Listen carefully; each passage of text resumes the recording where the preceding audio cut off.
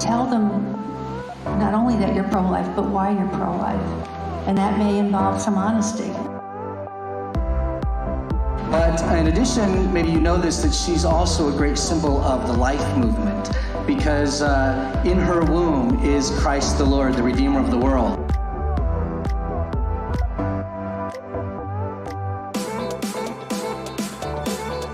The youth can change the world. There are new generations. So I think that's what sticks out to me is when I see a lot of young people participating in events like this.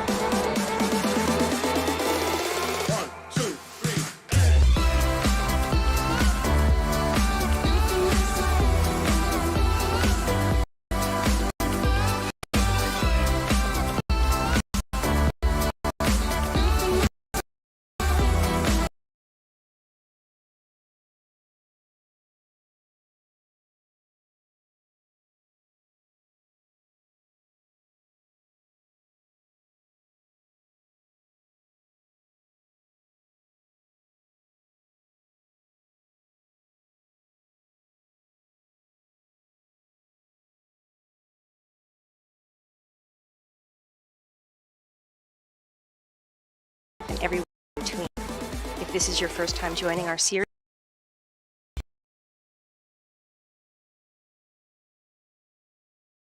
.org/choices matter.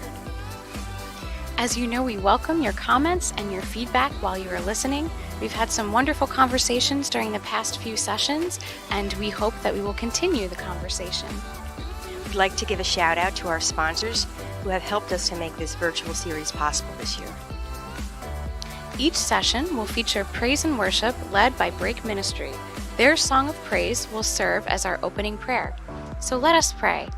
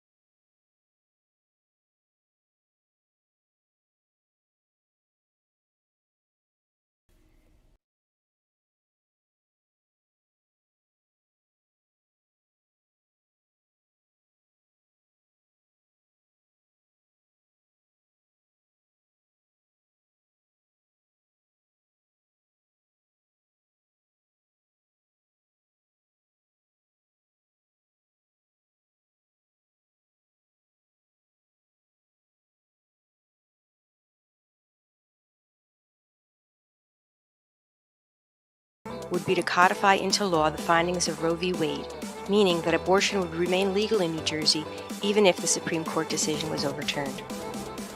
It also would strip away a lot of the safety and health regulations that are already in place. So this is a really scary bill, and we're urging everyone to raise your voices to oppose this bill. You can do that by contacting me at the Office of Human Life and Dignity, or looking at the action alert which is being made available in the chat on our website. But please raise your voices to oppose this bill.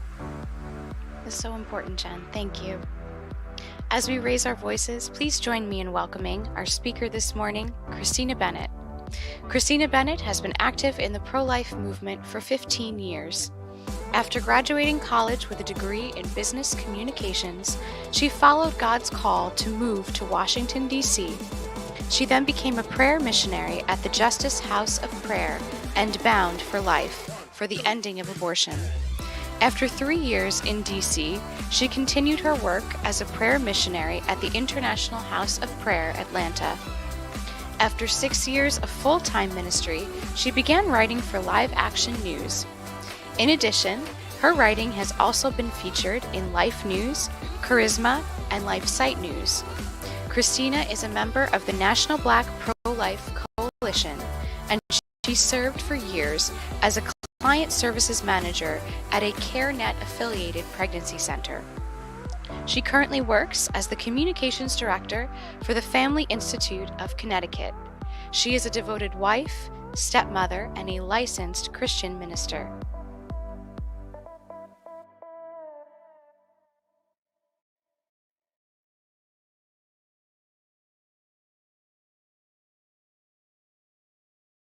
Everyone, I just wanted to say hi to all my Catholic friends in New Jersey. My name is Christina Bennett, and I am a pro. I'm going to be talking to you today about my testimony as well as abortion and how it impacts the Black community. You might be able to tell that I am at home. I live in Connecticut. I grew up here, and even though I moved away to do pro-life work in DC and then later Atlanta, I ended up coming back to Connecticut, getting married, and my husband and I are new foster parents on the way to adopting a sweet little baby boy. So you might hear some cries in the background. I can't promise that it'll be quiet the entire time. And you might notice that even in the background, I have some toys, a little swing and a bouncy seat, because this is the room that the baby loves to play in while I do work and do different things. But again, I'm really happy to be able to talk to you guys today and tell you a little bit about my story. First off, I just want to let you know how I got involved in the pro-life movement and how I became pro-life. As I mentioned before, I am from Connecticut. And Connecticut is not too far away from New Jersey. It's really only a few hours away, maybe 3, depending on what part you drive from. And it is a very pro-abortion state. So unfortunately, we don't even have parental notification laws when it comes to abortion. So minors are allowed to get an abortion without even telling their parents, which is so crazy if you think about it. The laws in Connecticut state that you have to be 18 years old and have parental consent for a piercing. You have to have your parents' permission if you want to go tanning, and you have to have your parents' permission if you want to get a tattoo. But when it comes to a surgical abortion, when it comes to a chemical abortion, one that could leave you with lasting physical consequences, possibly even, perforated uterus or infertility, blood clots, one that could leave you with emotional consequences that you might face for your whole life. You don't even have to tell your parents. And that's just horrible. And that's a little bit about the abortion culture, the death culture that's in my state of Connecticut. So growing up in this state, it was not common for me to hear about abortion, even in church. I am a Protestant. I go to a non-denominational church, and I grew up in a few different churches between my mom and my dad, but I never, ever heard abortion talked about from a pulpit. I never heard it talked about in church. And so I didn't have any understanding when it comes to God and the way that he views the issue of abortion. I never heard abortion talked about at home. It was not something that was discussed in my family. So the only real mindset I had when it came to abortion, the only information that I got was from school. And obviously that was very biased. That was abortion is a woman's right. Abortion is just a procedure that removes a clump of tissue or a lump of cells. So that was my understanding. And it really wasn't something I thought about. I was not sexually active. I ended up getting married later in life in my 30s, early 30s, and I was a virgin when I got married. So I went through high school and college as a virgin. So therefore, I wasn't personally thinking about abortion. I wasn't thinking about it in the way that maybe somebody who was sexually active. I didn't have it in the back of my mind as a plan if I needed to, because I wasn't involved in that kind of activity. But of course, I did have many friends in high school and in college who were sexually active, who were getting pregnant, and even in high school who were choosing to get abortions. And looking back at the time, when I had a friend that had an abortion in high school, my only thought was, oh my gosh, I can't believe her parents found out about it. That was what I was thinking, because again, the law allowed her to keep it quiet from her parents, but they found out, they found the paperwork. And that's kind of where I was. So how did I get from there, someone that was apathetic, someone that was ignorant and naive, to now 15 years being a full-time pro-life activist, advocate, working for a pregnancy center, working when it comes to policy and in the pro-life world, doing all these different things? How did I just have this complete life change? It had to do with one story that my mom told me that changed the entire course of my life. When I was in college, I was going to a church and someone approached me and they said, Christina, God wants you to know something remarkable happened around the time of your birth. Now, I thought that was interesting, and I did not know what that really. I only knew two people that were there around the time of my birth, my mom and my dad. So I went to my mother and I asked her if something remarkable happened around the time of my birth. And my mother told me that she met an angel. That's what she said, that she met an angel and she didn't want to talk about it. So I left it alone. I didn't want to push her. I could tell that she really didn't want to talk about it. Well, a couple months passed. I ended up going to a ministry trip in Kentucky, working with the Boys and Girls Club, doing different work. And I decided that I was going, trip was over. So I did that. After the trip was over, I went to my mom. She was getting ready. She was about to go, I think, to work. And I said, Mom, please tell me, what do you mean that you met an angel around the time of my birth? My mom was very hesitant. It wasn't something that she wanted to talk to me about.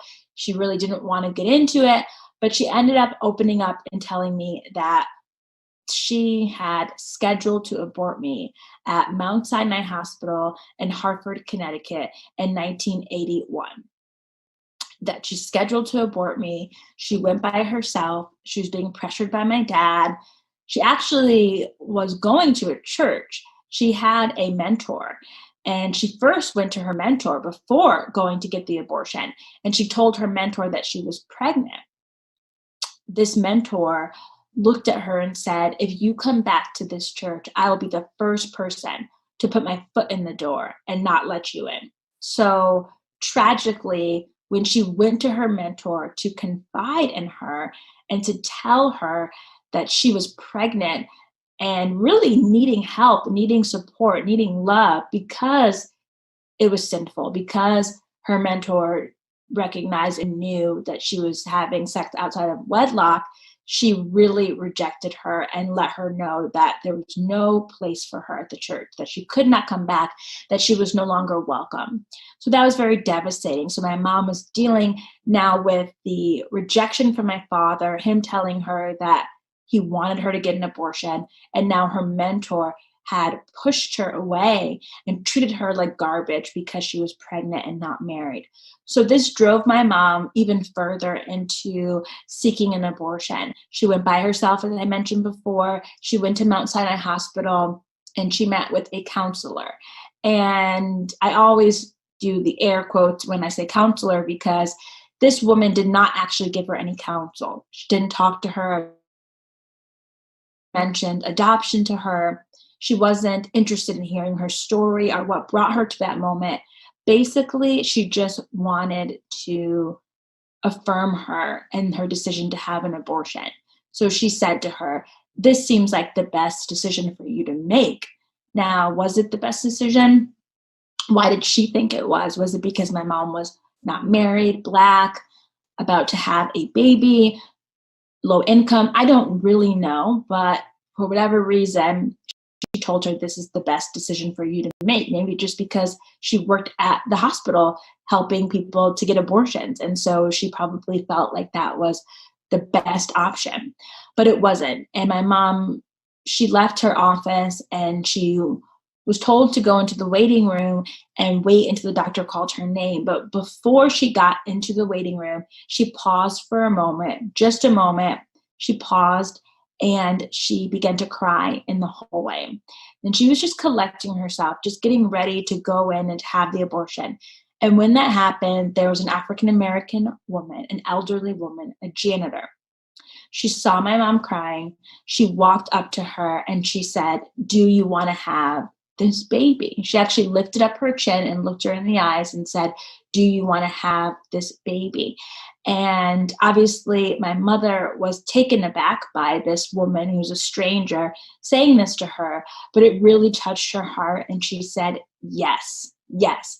And that took God. That was God giving her the strength to say yes. Well, the woman told her, "Go put your clothes back on and to leave." So she walked into the waiting room, getting ready to get her stuff and to leave. And the doctor called her name. She walked into the doctor's office, and to her dismay and to her shock, the doctor hadn't even had the decency to clean up the blood from the last abortion. So there was blood on the floor from the last baby that he had killed. Just disgusting. And my mom was so taken back. She said, "No, I've changed my mind. I want to keep my baby." And his first words to her were, "You've already paid for this." That goes to show you the mindset of the abortion industry, that's what he said to her. "You've already paid for this." And when she said, "No, I've changed my mind. I want to keep my baby," he said, "You're just nervous." He was trying to offer some sort of false compassion. "You're just nervous. You're going to get through this." And again, I believe that my mother was empowered by the Holy Spirit, strengthened by the Holy Spirit, and she was able to say, no, I want to keep my baby. And at that point, the doctor just took the mask off. He took the mask off and he just said, "Don't leave this room." And he raised his voice. He yelled at her and said, "Don't leave this room." And by God's grace, she did not listen to him and she ran out of the room. She ended up going down the stairs and she called my dad on the payphone and she told him that she had not had the abortion procedure. They decided that they would get married, and they did get married, but unfortunately they had too many issues in their relationship and it was not healthy. And so they ended up getting divorced when I was about 1 year old. And I ended up growing up with joint custody between my mom and my dad. And I did not ever know that there was an attempted abortion. I never knew that my mom scheduled to end my life. I never knew that my dad pressured her. I didn't know any of it. And I don't think I would have ever known any of it except for this stranger walking up to me in church, this person who I can't remember. Maybe I even knew her at the time, but I don't remember her today, but telling me the words that I will never forget, which is, "God wants you to know that something remarkable happened around the time of your birth." And that was all that was needed to start me on this journey. So when my mom told me that story, she ended up walking out. She was still embarrassed and ashamed. And I went into her bedroom and I sat on her bed and I cried. I remember this. And I felt like I had been saved twice, that my soul was saved because of Jesus, because of the death of Jesus Christ, his resurrection, that the Lord had saved my soul because I trust in him and have a relationship with him. But then also that I had been saved when I was in my mother's womb, when I had no voice, when no one could hear my voice, that God, like Psalm 18 says, where David says that the Lord reached down from on high and that he rescued him, that he delivered him because he delighted in him. I had understanding at that moment that God delivered me from death, from the jaws of death, that the enemy who comes to steal, kill, and destroy was trying to wipe me out in the womb and to destroy my life, but Jesus, who has come that we might have life and have that life in abundance, that he rescued me, that he made a way for me that no one else could, because he heard my voice. And my mom was brave enough to partner with God. She was courageous enough to say yes to God. And so God rescued me. And I knew that, and I cried. I also didn't know what to do with that story. I was going to college. I was getting a degree in communications. I thought perhaps I would go into journalism or news. And now I have this story, and I just didn't know what to do with it. And I prayed and prayed and asked God for guidance. And I began to get dreams in the night. And in the dreams, I would be pleading with girls who were thinking of having abortions. I would be telling them to keep their baby. In the dreams, I would be in college dorm girls and abortion clinics talking to women seeking abortion. And I felt that God was directing me to be a voice for life. But I didn't know where to start. I didn't know what to do. I didn't have pro-life friends, really. I didn't have a community. I didn't know people could be pro-life activists. I didn't know any of that because it was not something that I grew up with or something that I understood. I ended up meeting a pastor named Lou Engle in a church service, and he was the first person that I ever heard talk about abortion, and I was in college. And he talked about abortion, and then he said that him and his family were moving to Washington, D.C., and that they were going to be praying for the ending of abortion. And long story short, I ended up joining him after I got out of college. Instead of using my degree that I went to school for and I paid for and I still have student loans for, instead of just using that right away, I ended up moving to Washington, D.C. to be a prayer missionary. I joined a group called the Justice House of Prayer and Bound for Life. And I moved to DC, and I started praying every day in front of the Supreme Court for righteous government, righteous Supreme Court judges, pro-life judges, and for the ending of abortion, as well as praying nearby the Capitol building and a group of people. And so I did that for years. Later on, I ended up moving to Atlanta, also being a prayer missionary for the ending of abortion, as well as praying for other things. Well, when I was in DC, I met my first Black pro-lifer. I'm obviously a Black pro-lifer, but I met someone else who was Black, who was a pro-lifer. And his name is Will Ford. And he still is a strong pro-life voice to this day. And he shared his testimony with me that he had pressured a girl to get an abortion when he went to Morehouse, which is a historically Black college and university. And he had pressured her, and then they got an abortion. And it really just unfortunately changed the course of his life in a negative way. And he began talking about that experience, and it really convicted my heart. But then he also began telling me about abortion and how it impacts the Black community.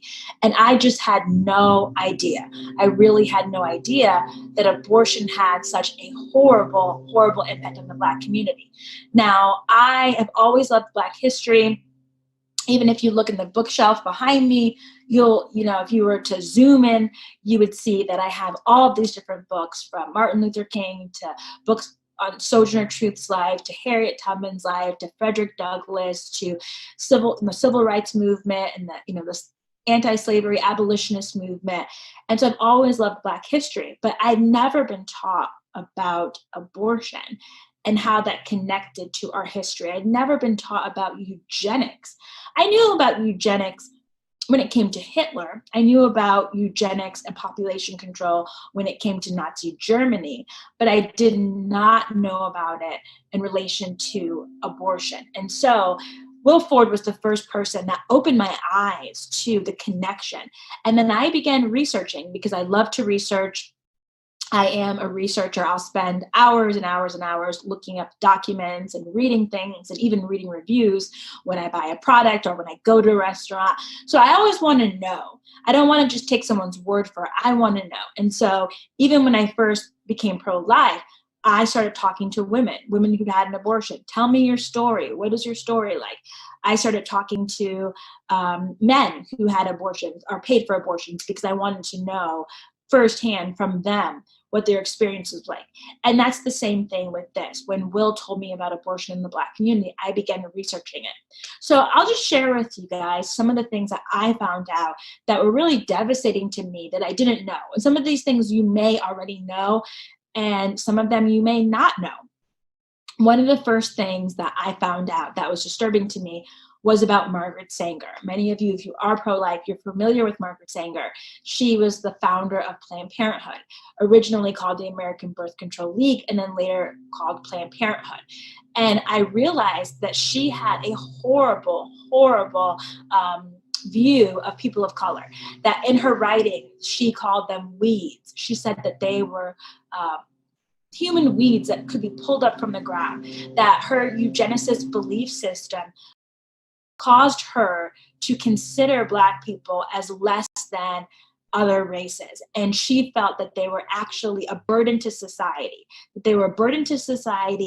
and that they needed to have their populations reduced so that they wouldn't burden society by getting on welfare or taking up the social services. So she created something called the Negro Project. And the Negro Project was an initiative that she created to target communities of color, but specifically the Black community. In the Negro Project, she ended up hiring her and the people that were on the board with her.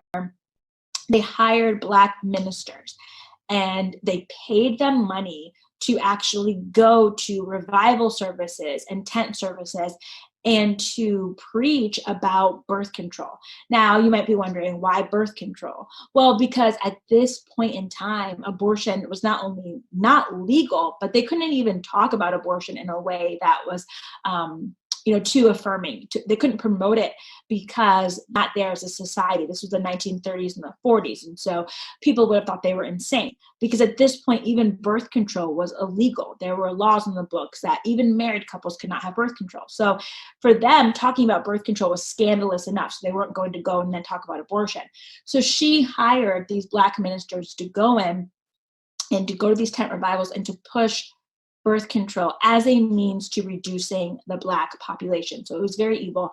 And she was crafty and sneaky enough to get some of the elite people like W.E. Du Bois, some of elite Black Americans. Even later on in life, Martin Luther King, he had passed away, but his wife, Coretta, accepted an award on behalf of Margaret Sanger for the work that he had done.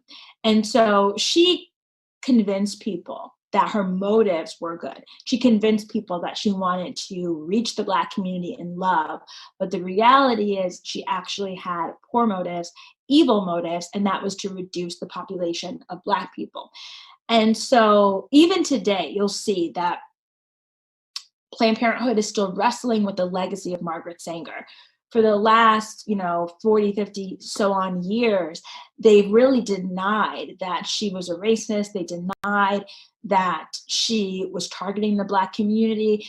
If you talk to a Planned Parenthood worker, staff, activist, they would really cover up her story. But just recently, just as in this time that we've been in quarantine over the last 6 months, Planned Parenthood of Greater New York has come out and said, not only do we acknowledge that Margaret Sanger had a history with racism, we want to take her name off the building. So this is huge. This never happened before. Planned Parenthood of Greater New York has actually moved to remove Margaret Sanger's name off of their building because they want to disassociate with her. Now, if you think about that, it's really interesting. And obviously, it's a shallow attempt at racial reconciliation, or a shallow attempt at seeking racial justice, because removing Margaret Sanger's name off of the building does nothing when they are living out Margaret Sanger's vision, when they are day by day in these New York abortion clinics killing Black babies. We know, you may not know, but I will tell you that abortion, not only does it disproportionately affect African-American women, so Black women are 3 times more likely to have an abortion than any other race, but not only does it disproportionately affect us, but in New York, the death rate is higher than the live birth rate when it comes to the Black community. So there are more Black babies dying in New York every day than they're in every year than even being born. And so they are decreasing at an increasing rate. And this is why Jesse Jackson, before he ended up becoming pro-choice or pro-abortion, when he was in the 70s, he was pro-life, and he coined the phrase Black genocide when it came to abortion, and he would call it Black genocide. And he wrote articles for the Right to Life, and then he ended up running for president, and he became pro-choice. Now, I also mentioned Jesse because Jesse was working alongside and very close to Dr. Martin Luther King. So you have to think, if Jesse Jackson pro-life, would it have looked different? Would there be more Black pro-lifers in the movement today? I think there would be, because I think that Jesse would have helped people to see that fighting for the ending of abortion is part of the civil rights, human rights issue. I think that he would have been a torchbearer to connect the two, because he was obviously a civil rights leader and a voice for Black America. And then he became a pro-life voice. And I think that he would have helped people to understand that these are equal issues, that if you're fighting for the right to vote, you need to be fighting for the right to live. If you're fighting for the right to go to a certain school or have schools desegregated, you need to be fighting for the right to be born in the first place. Because if you're never born, if you never make it out of the womb, then you can't go to the school of your choice. If you never make it out of the womb, then you can't marry whoever, someone of a different race. If you never make it out of the womb, then you cannot succeed and have the kind of social justice, racial justice that you desire. And so now we are in a time in America where the African-American community, the Black community, it is suffering and struggling in so many different ways. And one of these main ways is because of abortion. Statistics show that about 78 to 80% of abortion clinics are located in lower income Black and Hispanic neighborhoods. So Planned Parenthood, it did not just have evil roots, but those roots have borne fruit. And so there are some people who would say, okay, I will agree that Margaret Sanger was a racist. It's clear through the history that, she was a eugenicist. I'll agree to that. But Planned Parenthood's different now. Planned Parenthood does good things. Planned Parenthood says they only do, that's a lie. That's a lie. First of all, abortion is Planned Parenthood's big business. That's why they defend it so much. That's why they're willing to fight so hard for abortion, because it's big business to them. And they skew the numbers to make it look like it's not, but they are the largest abortion provider. And that looks like, over 300,000 abortions a year. So if someone says 3%, that sounds small. If you say over 300,000 abortions a year, then you realize what a mess is. And that's all while getting a lot of money, from our government funds. So Planned Parenthood, as well as they're the key player, but other abortion companies and organizations as well, they have really targeted communities of color, and they have sold them lies. And the lie is that poverty and financial insecurity and a lack of resources is a means to an abortion. That if you have those issues going on, abortion is an answer for you. Abortion is an easy out. Abortion is empowering. Abortion is liberating. Abortion is something that will help people in the Black community to achieve the goals that they want. And that could not be farther from the truth. It is a complete lie. Abortion has devastated Black America in so many ways. We are actually no longer even the number one minority when it comes to our numbers in America. The Hispanic Latino community has surpassed us, and that has a lot to do with our high abortion rates. And so you see so much brokenness, even with families, where over the last 40, 15 years, where the Black family structure has changed, and there has been a breakdown and an increase in single parent families. And abortion plays a part in all of that, because it allows there to be a mindset that children are inconvenient and they can be disposed of.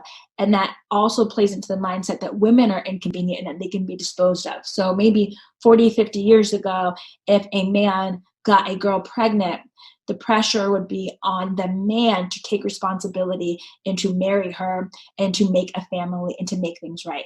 Now, because of abortion on demand, what's happened is the pressure has gotten off of the guy's shoulder to make things right and to marry. And now it's been put on the woman's shoulders to just get an abortion. And so now society tells the man that all he has to do to be a strong man is to be quiet and say, whatever it is that you want to do, you can do it, and here's the money. And that's a lie. And so you have women who, many studies will show that the number one person that a woman is going to talk to when she's considering an abortion is her partner, is that male partner, whether he's a boyfriend or a husband or whatever. When a woman gets pregnant, the first person, the number one person she's going to go to is that partner. And when society has told him that the best thing for him to do is just to say hands off, then that puts all the burden on the woman's shoulders. So there's so many women, especially in the Black community, who unfortunately have that burden, and they are raising their children as single moms, or they're trying their very best, and it's very difficult for them. And we need resources and we need support, and we need to know that, that we're not alone. And I think this is a good time for me to mention even that there is a program that the bishops are doing called, Walking with Moms in Need. And that's a program, an initiative, and there'll be website information given about that later, but to help moms, to help single moms, to help moms that are in need. My mom needed that. She needed that kind of help. She needed that kind of support, and she couldn't find it at the hospital where they were trying to pressure her to get an abortion. But it's out there. It's out there for women that need it. And it's important for us as pro-lifers to meet people's needs in practical ways. I worked for 4 years as a client service manager at a pregnancy resource center here in Connecticut. And that was a phenomenal experience for me because I was able to meet with women, Black women, white women, Latino women, Asian women, who were facing unplanned pregnancies, facing crisis pregnancies. And I was able to listen to them, to sit with them, to cry with them, to wipe their tears. I was able to tell them about their unborn child. I was able to help them to arrange to have an ultrasound with our sonographer. I was able to see them and the joy on their faces when they saw their baby on the screen, on the ultrasound screen. I was able to help them get parenting classes and material resources, diapers and clothes, and parenting classes for 2 years, even after their baby was born, and help them to find jobs and to find housing and find shelter.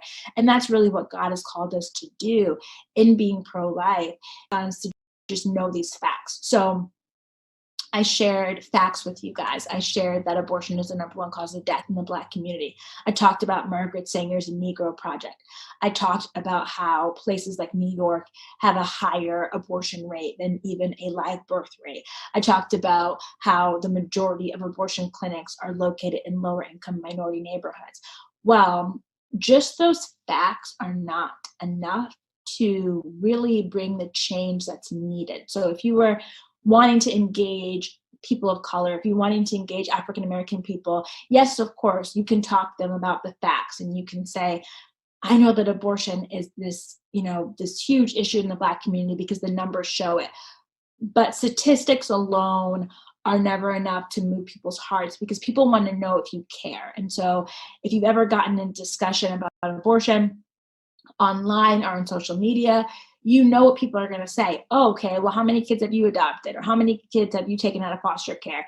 And, we don't have to wait until we adopt, if we adopt, or wait until we become foster parents, if we become foster parents, in order to talk about abortion. Abortion is murder. Abortion is the intentional taking of a human life. And so you don't have to do anything. You don't have to, in order to talk about it. You can just talk about it because it's wrong. But that being said, people are still looking to see if you care and if it's just an issue for you, if it's just a cause, if it's just something to rant about, or if it's something that you sincerely want to see change, if you sincerely want women to be helped, families to be helped. And so I think it's important for us who do care about that to let people know that, yeah, this is not about just the numbers. The numbers are devastating, but I want to help. I want to help by buying diapers. I want to help by volunteering at a pregnancy center. I want to help by walking with a mom in need. I want to help by going outside of the abortion clinic for 40 Days for Life and praying, or praying in my parish for abortion to end, or with young people, or whatever it may be. I mean, there's really so many different ways to jump in and to do something about it and to engage with people. There's movies, there's films. One of the ones that I would recommend specifically about abortion in the Black community, it's called Maafa 21, MAAFA 21. And that is a detailed, thorough film that goes into the history of abortion in America, but specifically how the abortion industry has targeted Black Americans. You can find that on YouTube. It's out there for anyone to see, and it goes into great detail, even about men like Lothrop Stoddard, who were eugenicists, who were white supremacists, who were on the board of the American Birth Control League, which became Planned Parenthood.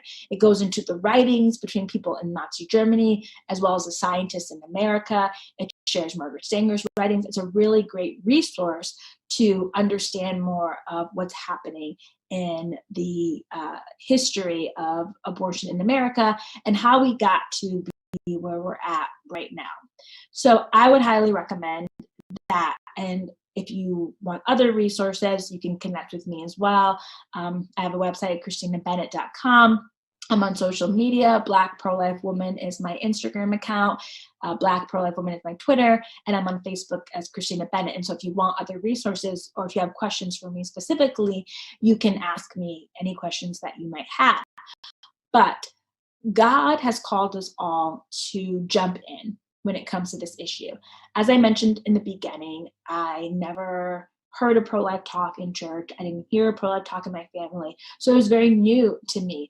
But once I understood what was going on, once I understood that babies were dying and that I could do something about it, I chose to lift up my voice.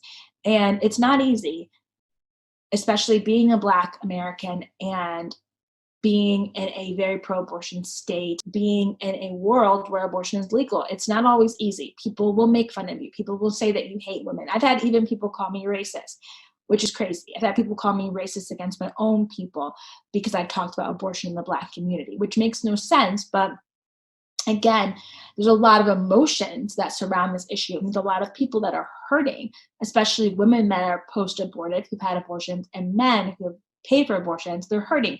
And so when you get involved, when you get on the front lines, people will say horrible things to you. People will scream at you. People will swear at you. People will make fun of you.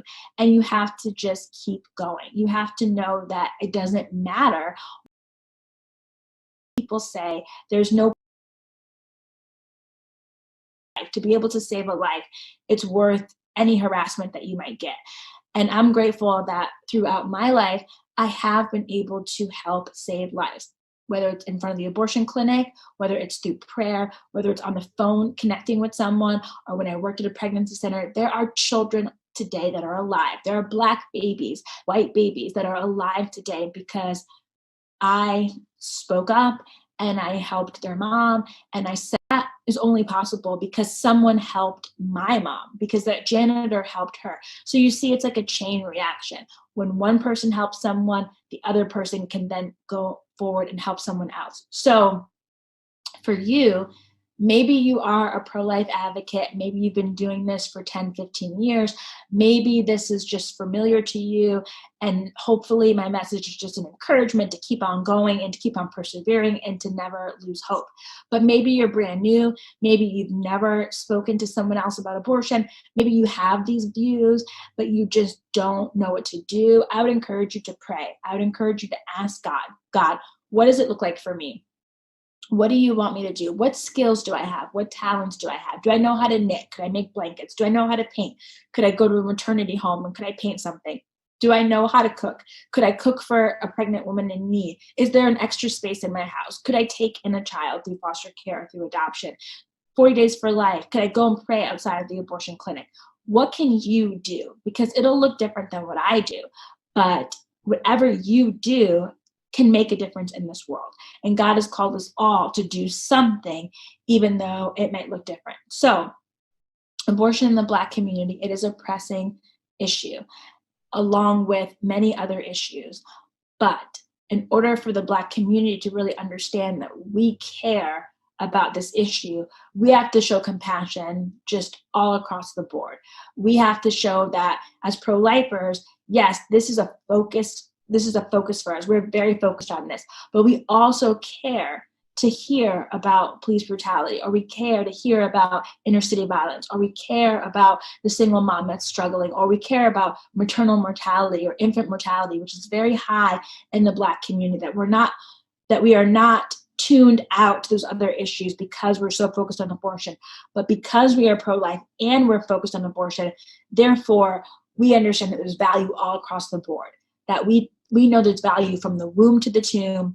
We know there's value from the cradle to the grave, that the Black man on the street, the Black baby in the womb, and that everyone in between has value. They're made in the image of God, and we want them to live, but we are coming at that by fighting first for the right to life, because nothing else can be accomplished, nothing else can be done without this first important right, which is, again, the right to life. So that's just a little bit about my story about abortion in the Black community. And I'm a part of a group called the National Black Pro-Life Coalition. There's great Black pro-life leaders that are part of that.